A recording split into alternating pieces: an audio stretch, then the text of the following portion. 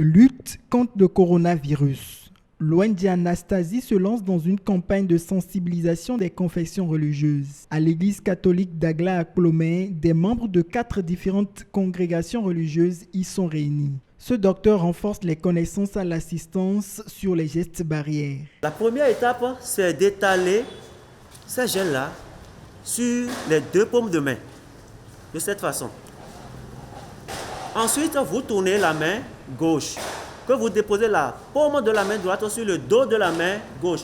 Et vous étalez le gel sur toute la surface du dos de la main gauche. Au cours de la sensibilisation, nous avons fait une présentation dans le but de sensibiliser, de faire connaître que c'est une maladie à propagation très rapide et qui est responsable d'une pandémie actuellement.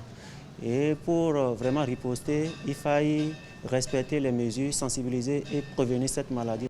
L'objectif visé est d'aller à zéro contamination dans les églises. L'ONG Anastasie, en plus de cette séance d'information, joint l'acte à la parole. Elle fait parler son cœur en offrant des matériels médicaux. Nous sommes venus de façon symbolique octroyer 1200 masques, ou je dirais 300 masques pour chaque église, et 20 gels hydroalcooliques pour chaque église, 2 affiches et un dispositif de lavage de mains. Je remercie l'ONG Anastasie pour cette sensibilisation qui est donnée ce jour. Et comme l'on le dit, Osée 4:6, mon peuple périt faute de connaissance.